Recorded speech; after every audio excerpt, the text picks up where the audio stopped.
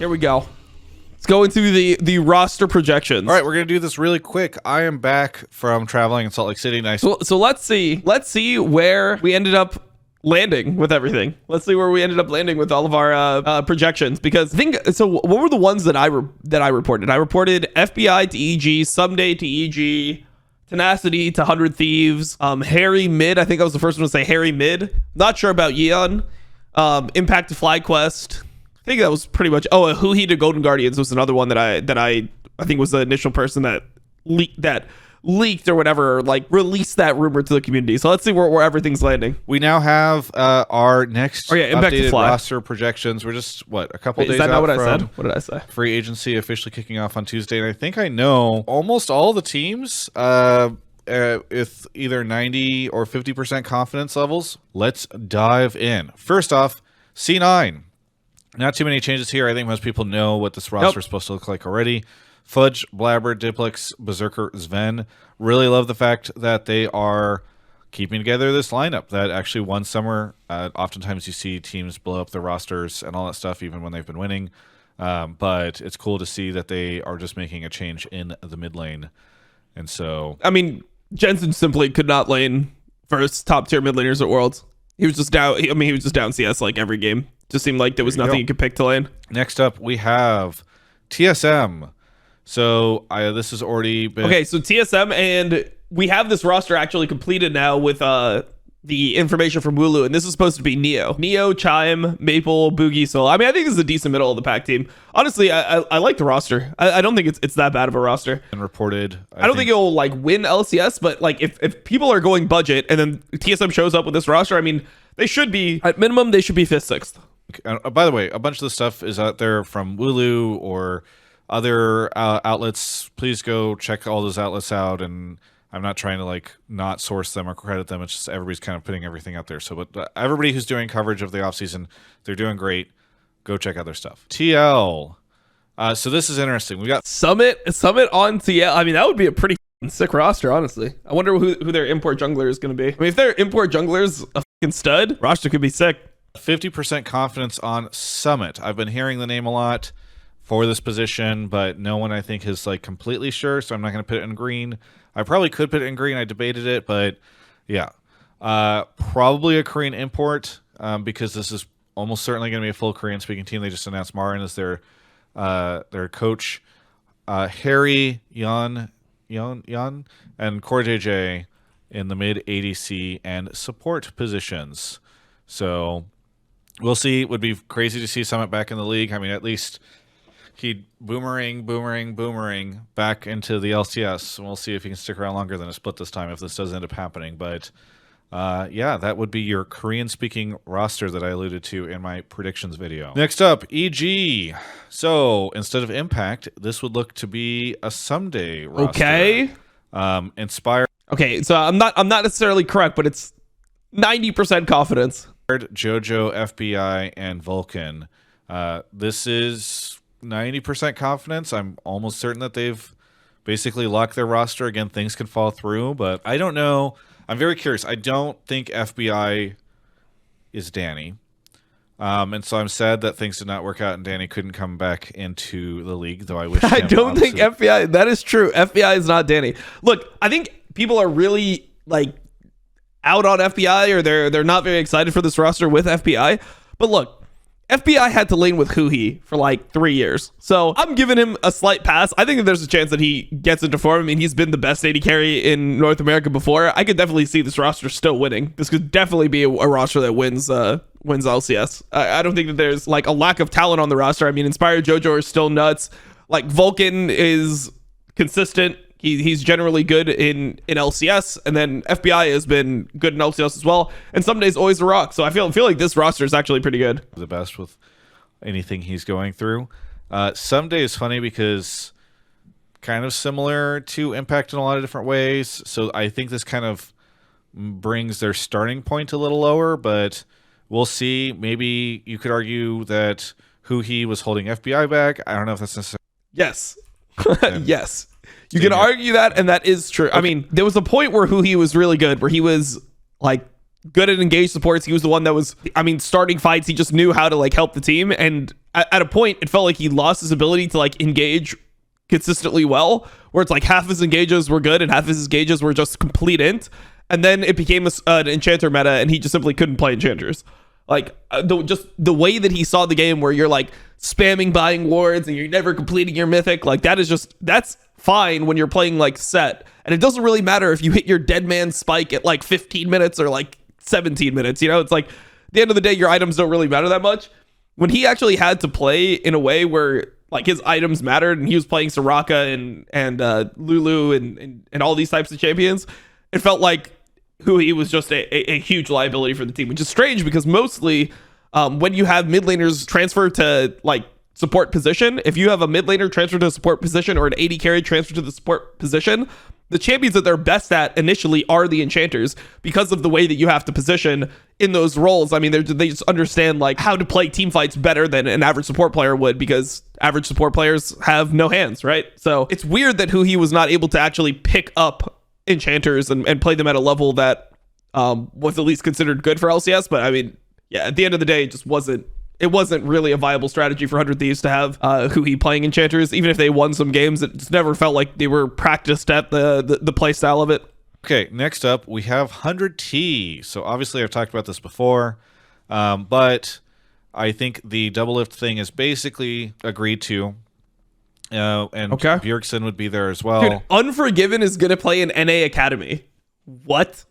I mean, I assume that the reason why Unforgiven took this spot is he just thinks that he's straight up better than double lift, and he's just thinking that he's going to be able to win the spot from double lift like pretty quickly. The Tenacity and Busio coming in the top and support position. The one thing was in the prediction. No, actually, it was in the predictions video. The night before, I talked about how 100T was in the lead for double.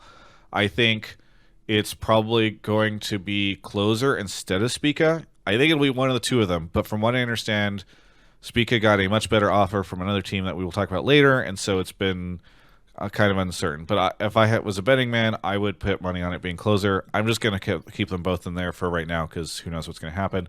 Obviously, there was a report of Unforgiven coming over. I'm not going to say who it was that reported it, because I don't want to offend the person if I get it wrong. But one of the, I think, European journalists got it. And then, so I think that player will end up in Academy. So theoretically, your 100T lineup for next year is Tenacity, Closer, Bjergsen, double lift, Busio. What do you guys think about that?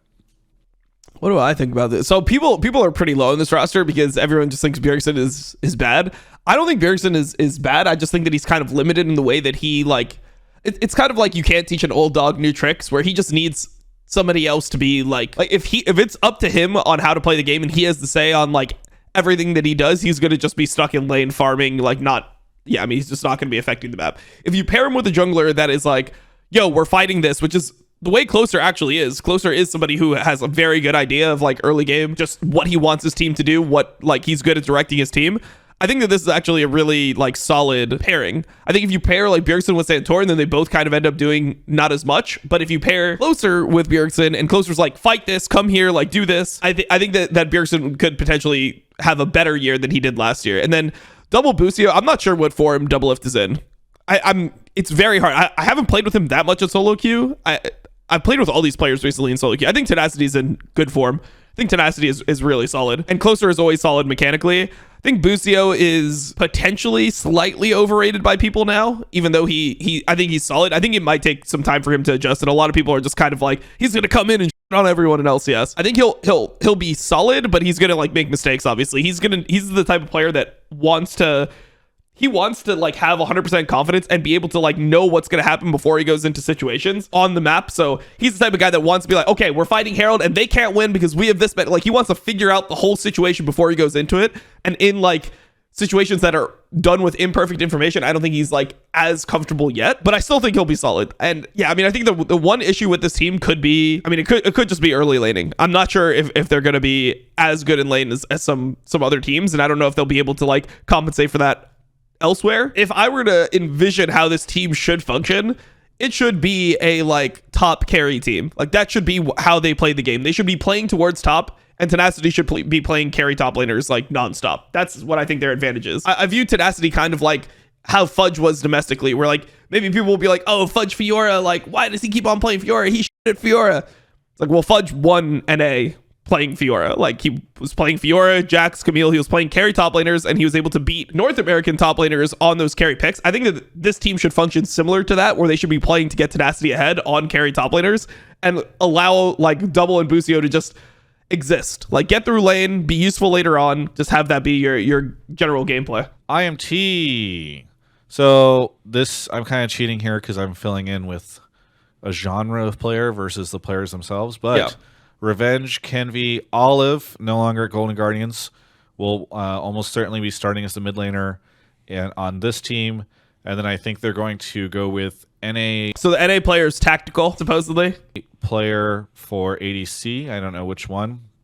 There's kind of like a lot of different North American ADCs that are around, right? And so we'll see who ends up in that situation. And then I think they will import a non-Korean player in the support position. I mean, this roster just it just feels like it's going to be bottom tier again, like an 8th through 10th place roster. I think Revenge and Kenvi are good players. I still have zero confidence in tactical.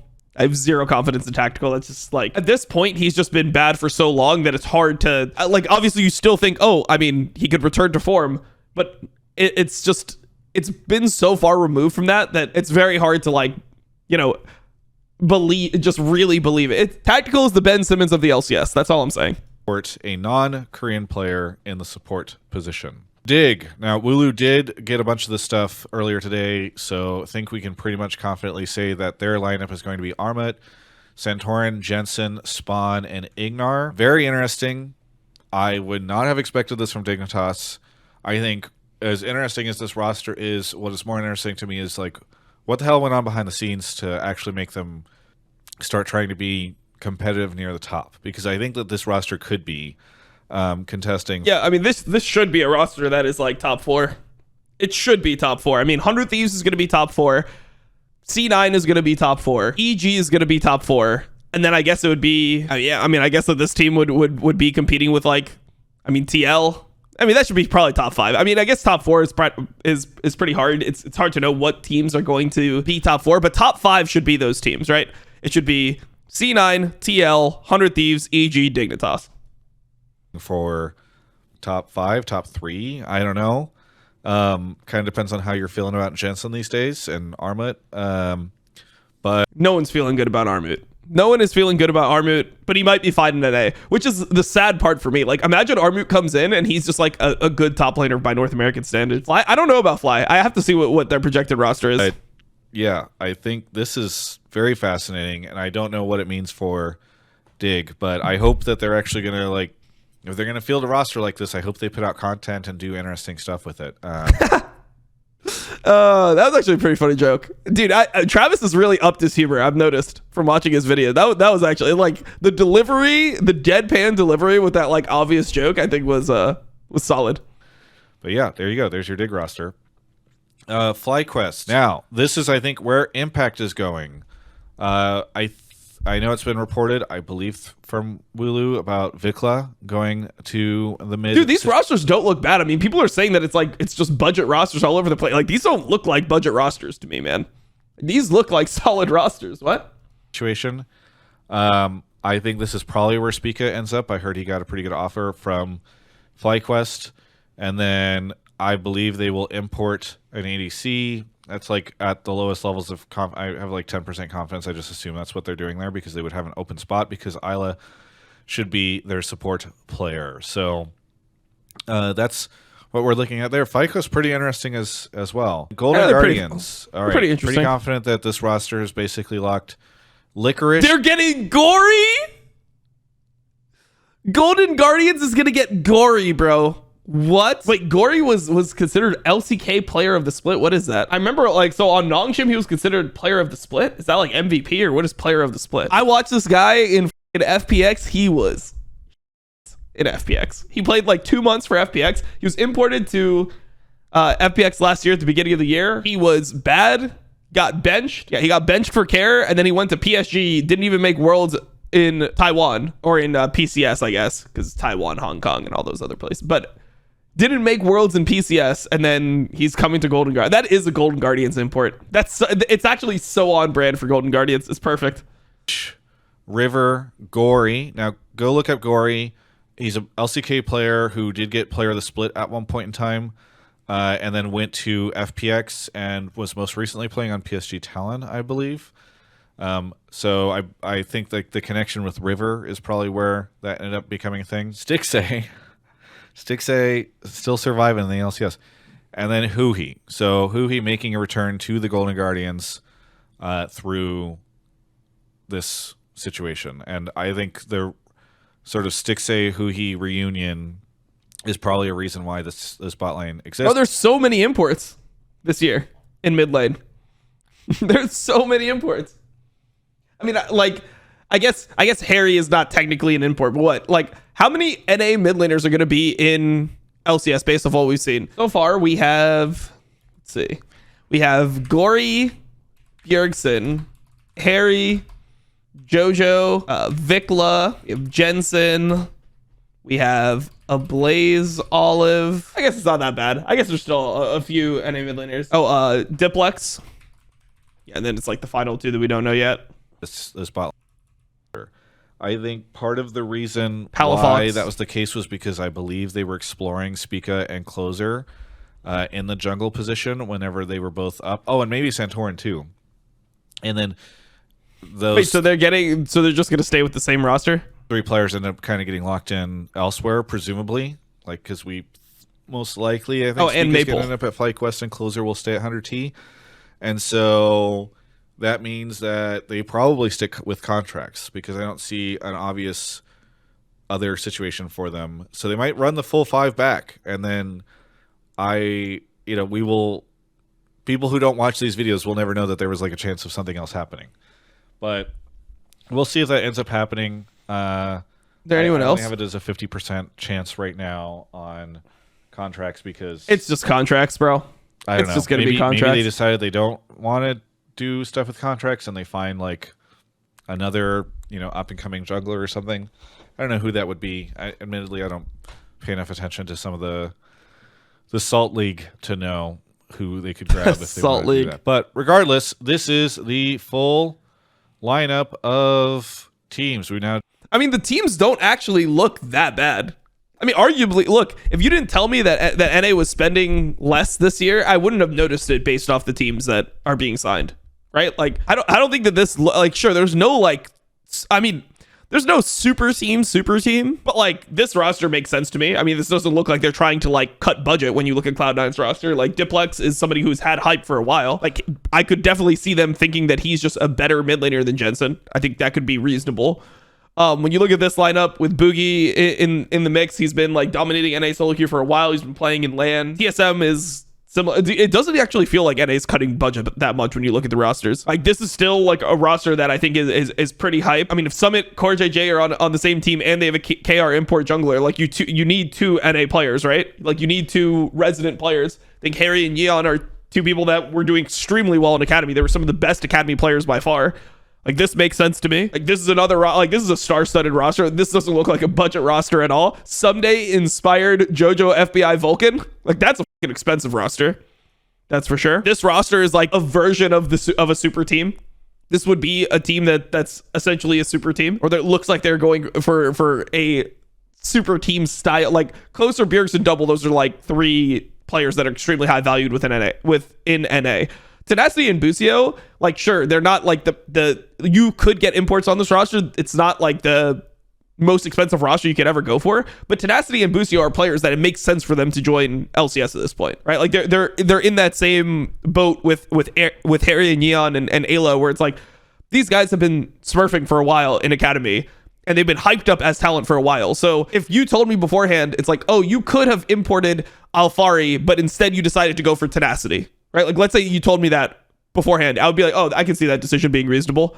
Like, maybe Alfari's better right now, but Tenacity is hype, and then you don't know where, like, somebody like Alfari's mentality is going to be, like, how hard they're going to try, and you think that a player like Tenacity is going to be, hungry. But if that ends up being the case, I think it's reasonable. think it completely makes sense. So when you look at all these rosters, like this doesn't feel like this feels like the rosters are arguably better this split than last split. I mean, this is a way better Dignitas roster. At least like the bottom tier rosters don't look as like Immortals roster looks kind of Golden Guardians roster doesn't look good, but I mean, I think that this version of like IMT is better than what they had before, and I think the Golden Guardians roster is better than what they had before. How good do you think Bjergsen and Jankos would be? I mean, I think they would never win a 2v2 ever if they played together, but it'd probably be decent. So I mean, overall, I mean, I'm pretty excited for LCS. I mean, I normally am pretty excited for LCS before the season. It's always like in the middle of summer split that I start feeling like this like feeling of impending dread where I'm like, oh, this is like, it's because I'm watching LCS or I'm watching LCS after watching like LPL most of the time, like in the day, and I'll watch like a team like JDG play, and then I'll watch Cloud9 play, and I'm like, how do they win? And then I even think about like third, fourth place. I'm like, man, like if there was the best of 5 tomorrow, right, between RNG, which was 4th place LPL, or DRX, which was 4th place LCK, and you compare them to like C9, like C9 is literally never winning a best of 5 with their roster versus either of those teams like ever. Kind of crazy.